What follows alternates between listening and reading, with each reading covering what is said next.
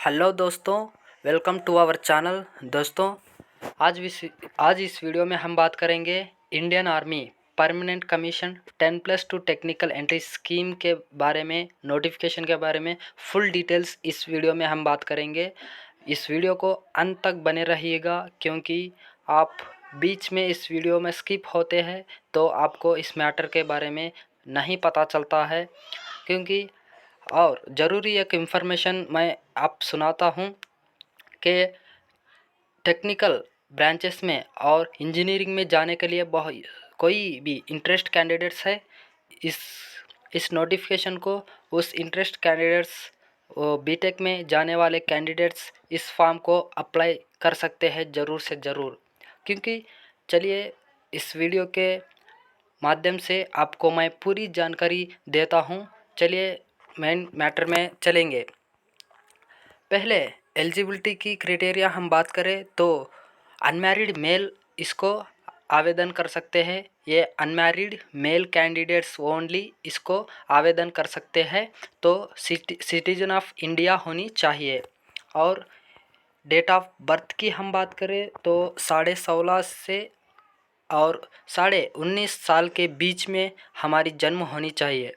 और डेट की हम बात करें 2 जुलाई 2004 और 1 जुलाई 2007 के बीच में, इस डेट के बीच में हमारी जन्म होनी चाहिए। ये माइंड में फीड कर दे। और एलिजिबिलिटी और एजुकेशन क्वालिफिकेशन की हम बात करें तो 10+2 में 60% के साथ पीसीएम होना ज़रूरी है। क्योंकि ओवरऑल परसेंटेज है ये। क्योंकि 70 भी हो सके, 80 भी हो सके, जितना भी हो सके। क्योंकि 60 इससे कम नहीं होनी चाहिए। 60 ओवरऑल 60% होनी चाहिए। ऐसा नहीं है कि फिजिक्स में 60%, मैथमेटिक्स में 60% और केमिस्ट्री में 60%।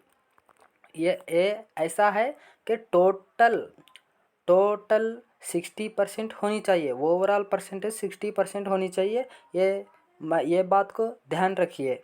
10+2 होना ज़रूरी है इस फॉर्म को आवेदन करने के लिए। और साथ ही साथ candidates must have appeared in JEE mains 2023। जो भी कैंडिडेट आवेदन करने के लिए जेईई भी अपीयर्ड होना चाहिए 2023 में। जेईई मेंस अपीयर्ड होनी चाहिए, ये भी इस बात को ध्यान रखिए। और हमें medical examination and physical standards की बात करें, ये फिजिकल स्टैंडर्ड्स में मेल कैंडिडेट्स 157 सेंटीमीटर्स होनी चाहिए। ज़रूर 157 सेंटीमीटर्स होनी चाहिए। और मेडिकल एग्जामिनेशन की तो बात करें, इस ऑफिसर्स का लेवल होता है, ये आसान से हो सकता है मेडिकल एग्जामिनेशन। और ये पूरा का पूरा परमानेंट कमीशन है, ये ऑफिसर का लेवल है। जो भी कंप्लीट कोर्सेस इसमें इंजीनियरिंग कोर्स कराया जाता है इंडियन आर्मी में। ये इसमें कोई भी एग्ज़ाम नहीं होता है, ये सिर्फ इंटरव्यू ही होता है। Interview SSB interview service selection board से इंटरव्यू रखा जाता है। उस इंटरव्यू में सभी गुजर सकते हैं। वो अप्लाई करने के बाद इसको आवेदन करने के लिए कोई भी फीस नहीं है, ये बिल्कुल फ्री है। सब इंटरेस्टेड कैंडिडेट है, एलिजिबल कैंडिडेट है, अप्लाई कर सकते हैं इस नोटिफिकेशन को। इंटरव्यू को अपीयर्ड हो सकते हैं। इंटरव्यू पास करने के बाद इसमें हमें परमानेंट कमीशन दिया जाता है इसमें। और लेफ्टिनेंट कमीशन का रैंक दिया जाता है, इस बात को ध्यान रखें। और वैकेंसीज़ की हम बात करें तो 90 वैकेंसीज़ है, 90 वैकेंसीज़ है। और टाइप ऑफ कमीशन की हम बात करें तो 1 साल हमें ट्रेनिंग मिलती है और 3 साल का कोर्स किया जाता है। डिग्री का कोर्स कंप्लीट कराया जा सकता है। टोटल 4 साल का कोर्स हो जाता है। होने के बाद हमें permanent commission in the army in rank of lieutenant, हमें परमानेंट कमीशन दिया जाता है। साथ ही साथ लेफ्टिनेंट का रैंक दिया जाता है, इस बात को ध्यान रखें। और सीनियर्ड की हम बात करें तो ये 3 technical institutes combined CME, MCTE MCE, इस 3 इंस्टीट्यूट्स में हमें कोर्स किया जा सकता है, ये भी ध्यान रखें। और टोटल ट्रेनिंग की हम बात करें तो 5 इयर्स की ट्रेनिंग मिल सकती है। हमारी बेसिक मिलिट्री ट्रेनिंग देखें तो 1 ईयर की हमें OTA गया में दिया जाता है, बेसिक मिलिट्री ट्रेनिंग। और टेक्निकल ट्रेनिंग की हम बात करें तो फेज़ 1 में प्री कमीशन ट्रेनिंग दिया जाता है 3 साल की, और फेज़ 2 में हम बात करें तो पोस्ट कमीशन ट्रेनिंग दिया जाता है 1 साल की, सेम इंस्टीट्यूट में दिया जाता है। तो अवॉर्डेड ऑफ डिग्री की हम बात करें तो पूरा हमें इंटरव्यू अपीयर्ड होने के बाद, कंप्लीट करने के बाद हमें 3 साल का डिग्री कोर्स करनी होती है। उस डिग्री कोर्स करने के बाद हमको डिग्री का सर्टिफिकेट भी दिया जाता है। और हम कास्ट ऑफ ट्रेनिंग की बात करें तो 13,940 रुपये हमको दिया जाता है। और हमें ट्रेनिंग पूरा OTA गया में मिलता है। हमें promotions criteria and salary structure की बात करें तो रैंक, पहले रैंक देखिए, लेफ्टिनेंट रैंक, और बाद में कैप्टन बन सकते हैं, बाद में मेजर, बाद में लेफ्टिनेंट कर्नल, बाद में कर्नल TS, बाद में कर्नल, बाद में brigadier, major general, lieutenant general, ऐसे हमारे प्रमोशन दिया जाता है।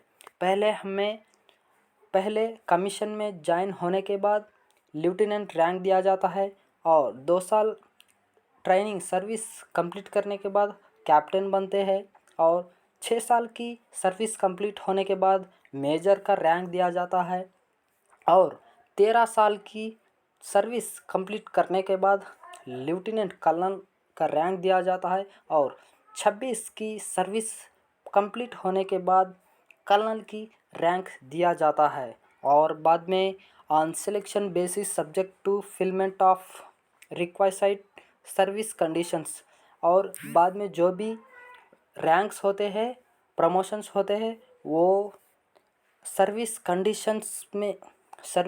कंडीशंस होते हैं, उस कंडीशंस के मुताबिक हमें प्रमोशंस मिलते हैं, ये बात में ध्यान रखें। और हमें रैंक की सैलरीज की बात करें तो लेफ्टिनेंट को लेवल 10 की सैलरी दिया जाता है 56,100 से 1,77,500 के बीच में हमें सैलरी दिया जाता है। और कैप्टन की बात करें तो लेवल 10B का सैलरी दिया जाता है 61,300 से लेकर 1,93,900 की हमें सैलरी दिया जाता है। और मेजर की हमें बात करें लेवल 11 की सैलरी दिया जाता है 59,400 से लेकर 2,07,200 की सैलरी हमें दिया जाता है। और लेफ्टिनेंट कर्नल की बात करें तो लेवल 12A की सैलरी दिया जाता है, वो 1,21,200 से लेकर 2,12,400 की हमें सैलरी दिया जाता है। कर्नल की बात करें लेवल 13 की सैलरी दिया जाता है 1,30,600 से लेकर 2,15,900 की बीच हमें सैलरी दी जाती है।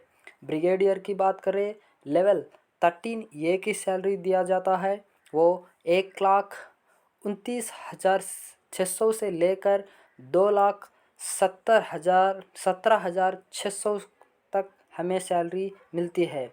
मेजर जनरल की बात करें लेवल 14 की सैलरी दिया जाता है 1,44,200 से लेकर 2,18,200 के आसपास हमें सैलरी दिया जाता है।